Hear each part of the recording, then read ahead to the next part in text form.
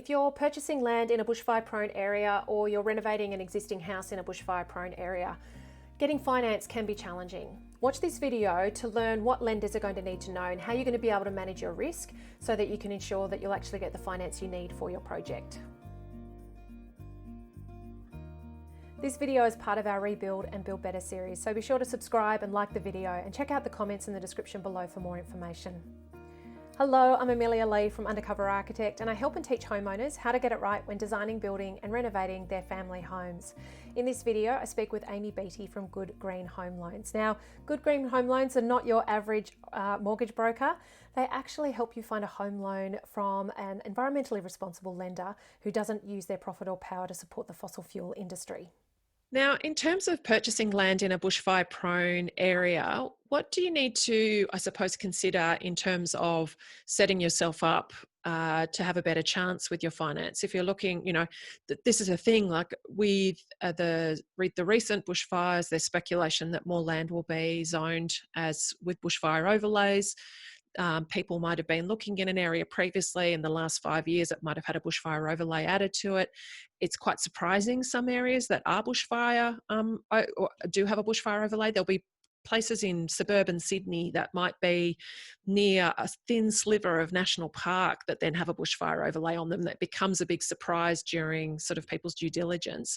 How do you suggest that they set themselves up so that financing doesn't become a problem in that scenario? Yeah, it's a tricky one because often you're looking at land and you haven't even started to go down the path of then constructing on that land and that project itself. And if the construction project doesn't match the land requirements from a building and planning perspective, then if you've gone ahead and bought the land, then you can't do what you wanted to have as the final project. You're in a tricky situation. So a very expensive caravan park. Yeah. Exactly. And I think sometimes when I'm driving around different parts of the area that I live, I'm in Melbourne, but just the Mornington Peninsula, you often see fences up around blocks and they've been there for a long time, and it's like we almost got started here and then it all came to a halt. So again, it's that research factor. But when it comes to buying land, it's definitely knowing and understanding the restrictions of the council and all of the overlays and anything that you can find out, even if that's whether it's heritage or cultural overlays, bushfire overlays. There's many different things that can affect whether you can do what you plan to do. So it's take your time, don't jump in because of the view from the land. I guess it sounds like a very simple answer, but that's it. You really need to be fully aware of all of the restrictions so that you can figure out whether you can work with them or not. Yeah, and I think too, it's that thing, the bank's going to find that out anyway, because the bank's going to do that as part of their due diligence of valuing the land. So you might as well be ahead of the game and know that information before you start asking for money to purchase it. So yeah, absolutely. And you can't think of them as two separate transactions. You have to really have a pretty clear idea and pretty well researched project for the build before you buy the land. So again, that can be tricky because you've got a real estate agent saying, I've got 3 buyers looking at this and it's probably going to be gone tomorrow. It's hard. It's impossible to say don't get caught up in the emotion of all of that. But if you do, there will potentially be really significant consequences. So take your time. There'll be plenty of land and there'll be another one, trust me. I guess I say that a lot, and it does feel like sometimes I'm the person that people don't want to hear what she has to say, because the news isn't all just rainbows and baby animals. Just a dream killer in your part-time, hey? I It's all right. I often feel like that too when homeowners come to me and say, I want to do this, and this is how much money I've got to spend on it. And it's like those two things are a long way from each other. And yeah, Yeah. you do. I always feel that my attitude is, and I can imagine it's your experience too, is that even though you're the deliverer of bad news, you know it's news that is much better heard early rather than another 12 or 18 months down the track when you've invested significantly more money, effort and energy. And that it's always possible to dream a new dream, and one that actually So fits true. I love that. and one that actually fits all of the criteria rather than just just a couple. So, and Yeah. the new dream that fits all the criteria often actually ends up being a better dream. So for me, it's, yeah, I see that time and time again, that there's always that horrible, demoralizing initial moment of disappointment Mm-hmm. because there's been so much banking on this working out. Yeah. But inevitably, once everything else gets into alignment, yeah, it always, I'd see it generally always create much better results in the long term. So Yeah. the sooner you can get to that point of ripping off the band-aid and finding out the bad news, the better armed you are to not waste any more time. So That's right. Spend all your effort in the right areas or the new areas that you need to. definitely.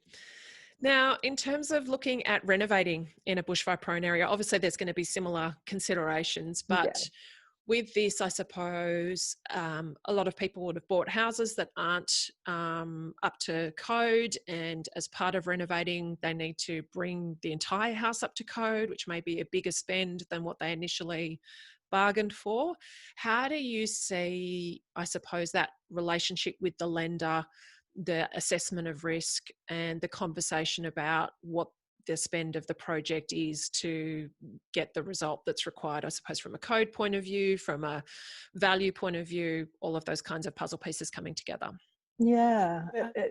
The bank still uses all of, is still assessing all of the same things. So, it's going to be about the balance between how much you spend and what you'll have at the end when you've spent that money. It's going to be about, the increase in the loan repayments and your comfortability with that, and the impact of those those increased repayments on your family and your lifestyle. And is that something you want to sign up for, or whether you have to think about, walking away? There's all the same things to consider.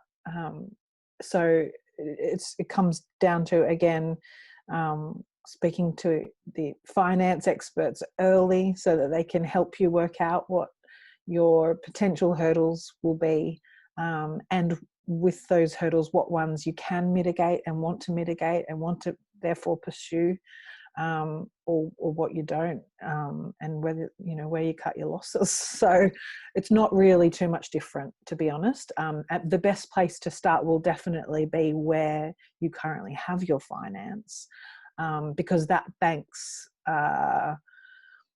already involved in the risk, so they'll want the property and the property to be back to being saleable and a risk-free property again sooner rather than later. So they may well, and all banks will have a level of this where they'll be willing to go and able to go outside the black and white rules that they would normally be bound by, because this is already a property that they have a mortgage over and have some skin in the game. So in that situation, you're probably best to start with your bank,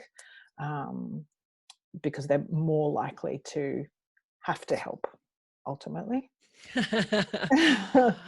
I think too, it's what I see is really interesting with the renovating piece. It's quite different to the building new, is that there's a bit of a chicken and egg process where you're sort of looking at, okay, we've got this property, we've got this existing house, we might have X amount of equity in it, we've got capacity to extend our financing, all things being equal to, Y.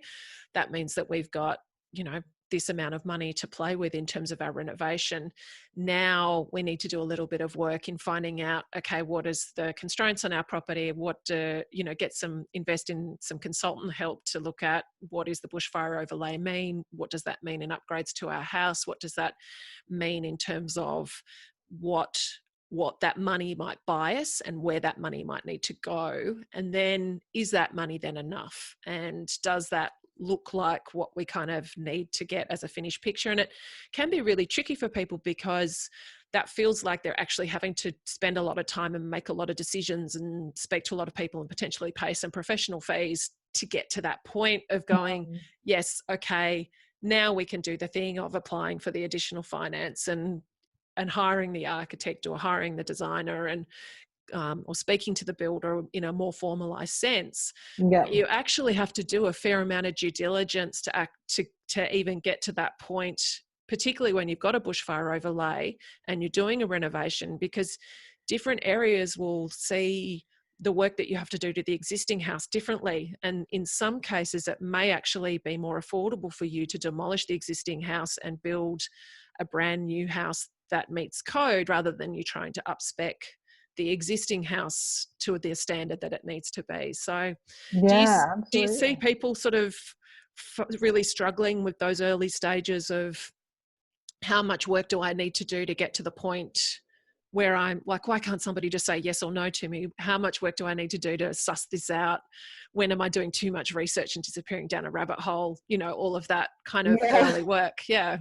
Yeah. Well, I mean, from my side of things, it's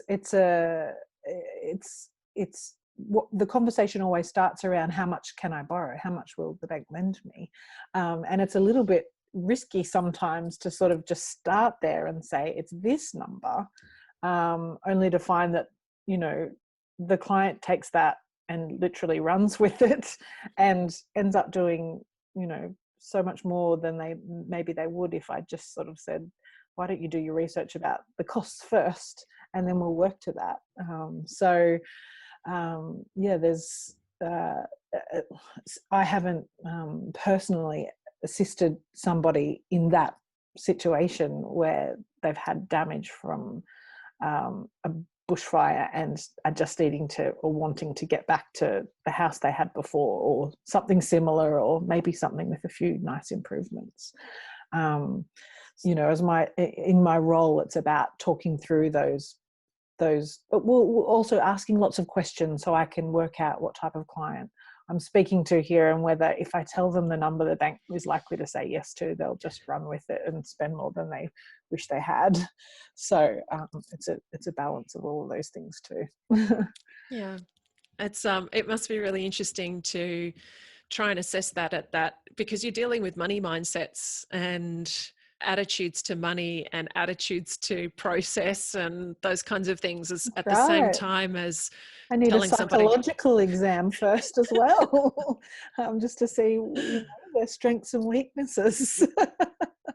So absolutely, it's multi-layered, and I'm very I become emotionally invested in the transaction with the client too. I always do. So sometimes the more you get to know them, the more invested you are as well. So, but I wouldn't do it any other way. Yeah, that's gorgeous. That's the kind of broker I'd want on board too. So you want somebody who's going to celebrate with you or commiserate with you. Absolutely, or ride the highs and the lows. Yeah, for sure. I do hope that you found that video helpful. Be sure to check out the other parts of my conversation with Amy Beattie from Good Green Home Loans. It's really useful information if you're looking for finance for your new build or renovation, particularly if you're doing that in an area that's bushfire prone or on a property that has a bushfire overlay. And be sure to go ahead and comment and let us know what you thought about this video.